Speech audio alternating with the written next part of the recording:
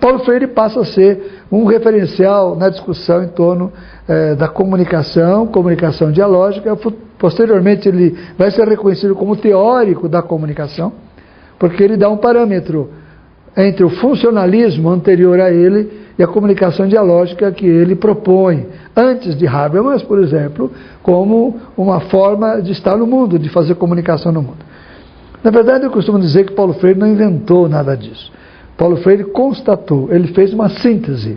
A síntese de Paulo Freire foi observar como o movimento alternativo agia, e ao observar, ele intuiu, e a partir dessa intuição ele escreve, e a sua escritura passa a ser referência para as futuras gerações. Então nós vamos ter já no início dos anos 70 uma definição de um caminho para a educação, segundo Paulo Freire, e para a comunicação, segundo as pessoas que mexiam com comunicação em todo o mundo.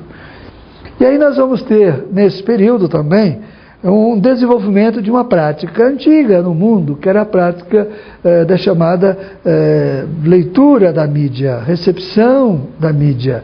Isto é, as pessoas preocupadas com o impacto dos meios de comunicação, tentando formar pessoas para recebê-la. E aí havia uma proposta de vacinar a população contra os efeitos da mídia, ou de criar condições para que as pessoas fossem autônomas frente à mídia.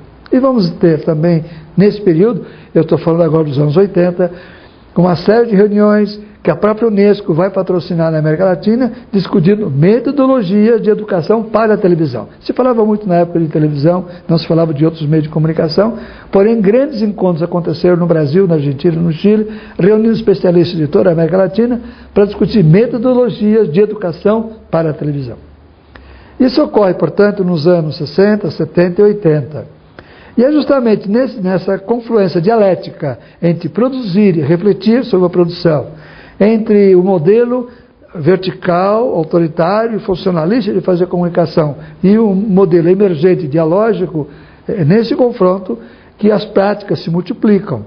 Essas práticas vão fazer com que pessoas no Equador, na Bolívia, no Brasil, no Chile, no México, ou mesmo nos Estados Unidos, especialmente na costa oeste americana, tivesse práticas de comunicação com semelhanças, com referenciais muito próximas e que podiam circular entre elas.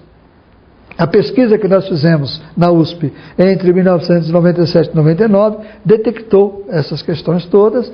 A nossa pesquisa foi em 12 países da América Latina, e entrevistamos ao redor de 176 pessoas de uma amostragem de 400 que havíamos detectados, e identificamos nessas pessoas, nessa amostragem, a existência de referenciais teóricos próximos, metodológicos próximos, e definimos então, na busca de algo que pudesse identificar essa prática, que esses grupos estariam desenvolvendo uma ação, uma educação e uma comunicação que tinha alguns referenciais que os aproximavam. E denominamos a toda essa mobilização de educomunicação. Portanto, quando falamos de educomunicação, estamos falando de uma prática definida.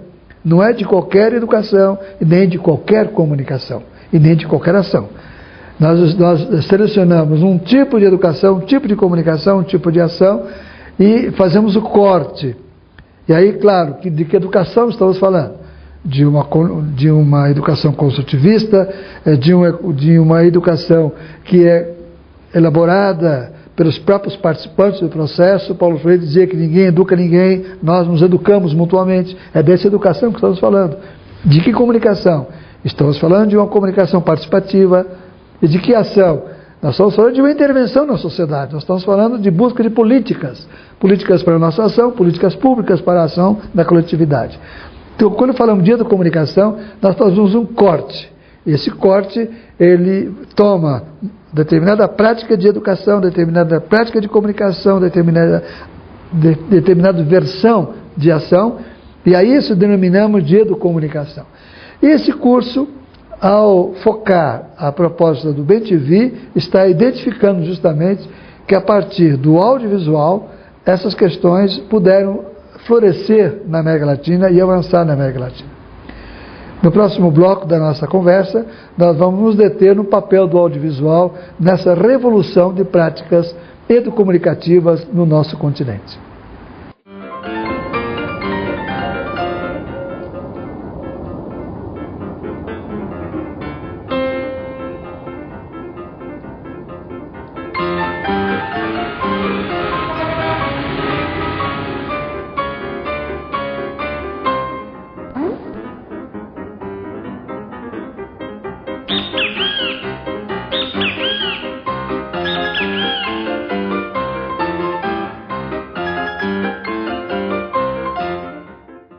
No bloco anterior, nós discutimos o conceito e a prática da educomunicação e terminamos a nossa fala apontando para o papel do audiovisual nessa dialética que permitiu o surgimento de novas formas de ver e praticar a comunicação no Brasil, na América Latina e em outras partes do mundo. Qual foi o papel do audiovisual?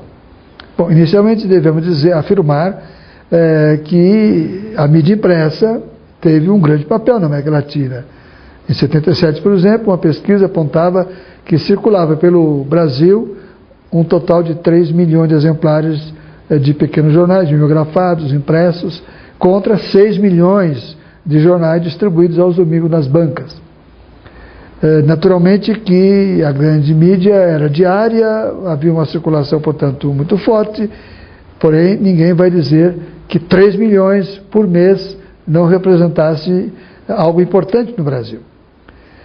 No entanto, fora do âmbito da mídia impressa, já a partir dos anos 50 e 60, o audiovisual despontava como alternativa. E o audiovisual surge, na verdade, como uma alternativa a partir da perspectiva de que é uma mídia autoral. Isto é, independentemente do poder constituído pelos grandes grupos detentores do processo de produção, a criatividade autoral dos indivíduos metidos nesse processo tem uma força muito grande, maior até que na mídia impressa, em que uma diagramação ou a produção de jornal exige um trabalho coletivo muito forte. E aí nós vamos observar que a vocação para a criatividade, ela envolve pessoas, envolve grupos muito interessados com o resgate da própria sociedade, com as questões envolvidas com a sociedade. O audiovisual, ele nasce muito próximo ao imaginário coletivo. E se nós tomarmos o imaginário do audiovisual vinculado inicialmente ao rádio e simultaneamente ao cinema, para depois chegarmos ao vídeo e à televisão, nós vamos observar, por exemplo, no caso do rádio, que ele surge numa perspectiva de envolvimento popular. Roquete Pinto, quando cria no Rio de Janeiro a primeira emissora de rádio, ele define que quer essa emissora voltada para o campo da educação. Infelizmente, isso não foi possível, o mercado se apoderou da rádio, e o Roquete Pinto abandonou a radiodifusão educativa e entregou a emissora para o próprio governo. Uma frustração logo no início do processo da radiodifusão nacional.